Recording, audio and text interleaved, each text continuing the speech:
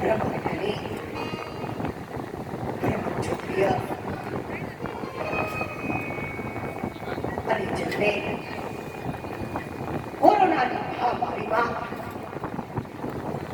શારીરિક જનતાની સેવા કરી અને વિશ્વ લેવલે એવડું પ્રાપ્ત કર્યું છે એવા વંદનીય સંત શ્રી દલદ્રા બાપુને તાળીઓના ભડભડાટથી ઉઠાવી દઈએ. પરમ વંદનીય મહારાજ શ્રી સીતા માતાજી પાટણથી પધારેલા મગનભાઈ પટેલ બહુજન મહિલા મંડળ મનુભાઈ સાહેબ સમસ્ત મડાની ભાવ પરિવાર અને જેમણે દેવી દેવતા અને સંતો માટે પૂર્ણ ભરોસો છે એવા પધારેલા અમારા હાથમાં સજ્જનો વડીલો ભાઈઓ બહેનો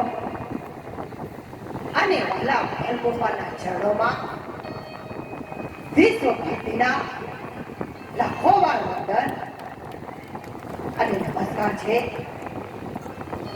જ્યારે આજનો પ્રસંગ તો એવા આપણા દીવાબા અને હીરા બાપાના નામથી છે. ત્યારે દીવાબાના પરિવારને આજના પ્રસંગમાં તાળીઓના ભડભડાટથી ઉઠાવી લઈએ કે ભલે એમની ઉંમર હોય પણ જેમ શ્રી રામ ભગવાન માટે સબરીને ભાવ હતો એવા સદગુરુ માટે આપણા દીવાબાને એમના અંતરમાં પણ ખૂબ જ ભાવ છે કે એક દિવસ જરૂર સદગુરુ મારા ઘેર આવશે અને મારું જીવન થોડા ક્ષણ માટે છે તને એ દિવસ જરૂર પવિત્ર બનાવશે. ત્યારે આપણા સંતોએ કહ્યું છે કે પશુ કી પલિયા બને નરકા પશુ ના હોય. જો નર ઉત્તમ કરણી કરે તો નરકા નારાયણ હોય. ત્યારે આપણને કહ્યું છે કે સંત સબૂતને તુમડા ત્રણનો એક જ સ્વભાવ તારે પણ ડૂબાડે નહીં.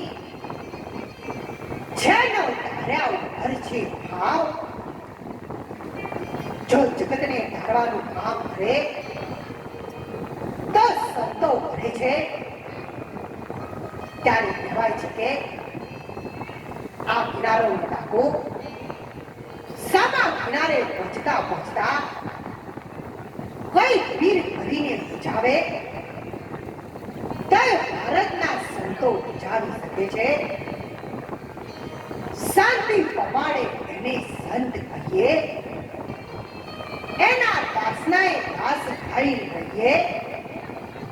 ભાઈ રે વીરા શાંતિ પમાડે એને સંત કહીએ.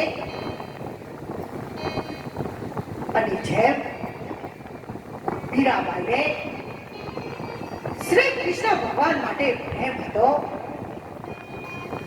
અને ભાવ હતો એવા ભાવને લઈ અને આપણને ભજન વાણીમાં પણ સમજાવ્યું છે.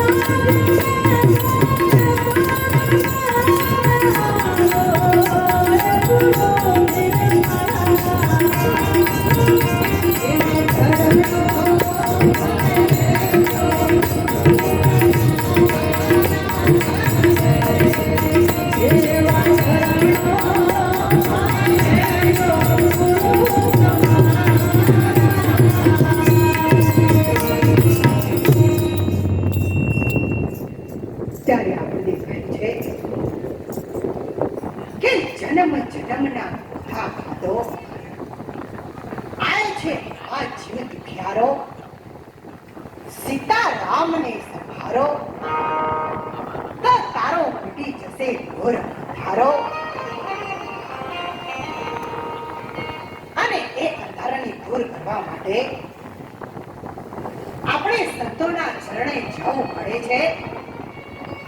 ક્યોથી આયો દિવસ જવાનો, ઉપાય શોધજે તેનો. જો સાચા સદગુરુ મળશે તો ઉકેલ પાડી દેશે તેનો. ત્યારે આપણા સંતોએ કહ્યું છે કે આ માણસનો જન્મ છે એ પરમાત્માના તરફથી મળેલી અણમોલ ભેટ છે. તેમાંથી થાય એટલું પૂન દાન કરી લેજો. લેવાય એટલું ભગવાનનું નામ લેજો. એક વખત મહારાજ સત્સંગ કરતા હતા અને આવી ભરેલી સભા હતી. એની સભામાંથી 5 વેપારીઓ આવી અને મહારાજને પ્રણામ કર્યા. મહારાજને કહ્યું કે મહારાજ તમે રજા આલો તો અમે નીકળીએ. ત્યારે મહારાજે કહ્યું કે પ્રસાદ વેચાવાની થોડી વાર છે, જો રોકાઈ જાવ તો સારું. જ્યારે એ ભાઈઓ જેવી ગાડી લઈ અને ગયા અને જેવા નેડિયામાં ગયા એવા જ નેડિયામાં સ્વામી દિશાથી ગધેડું પૂછ્યું. એ ગાડીમાં એક ભાઈ દિશાનો જોડકાર હતો. એને કીધું કે શકન થતા નથી તો વડો પાછા. ફરીથી સભામાં આવી બેઠા. પ્રસાદ વેચાવા લાગ્યો. મહારાજને પ્રણામ કર્યા. મહારાજે કહ્યું કે તમે તો જતા રહ્યા, ફરીથી પાછા કેવી રીતે આયા? ત્યારે એમાંથી એક ભાઈએ કહ્યું કે મહારાજ જેવા અમે ગાડી લઈ નીકળ્યા એવી સામેની દિશાથી ગધેડું ફૂંક્યું અને અમારા શકન થયા નહીં. ત્યારે મહારાજે કહ્યું કે હું તમારો ગુરુ છું. મેં કીધું તો તમે ના માન્યું અને પેલા ગધેડાનું કેવું માન્યું. એમ આપણે પણ જો આપણા જીવનમાં સંતોનું કેવું નહીં માનીએ તો આપણો ઉદ્ધાર કોઈ દિવસ થશે નહીં. અને ત્યારે આપણને મીરાબાઈએ પણ કહ્યું છે કે મીરા કહે એવા વરને શું વરું, જે આજે જન્મે ને કાલે મરી જાય. હું તો વરું મારા ગીધરલાલને, મારો ચૂડલો અમર થઈ જાય. જ્યારે રાણાજીએ કહ્યું કે મીરા સોના અને રૂપાથી બધી દઉં, હીરા પન્નાની મોજડી કરી અને તારા પગમાં પહેરાવ. ત્યારે મીરાબાઈએ કહ્યું કે રાણાજી તમારા સોના રૂપા હીરા પન્ના એ મારા નાથના નામ આગળ જમીન પડેલી ધોળ બરાબર પણ નથી. અને ત્યારે આપણને શંકર ભજનવાણીમાં પણ સમજાવ્યું છે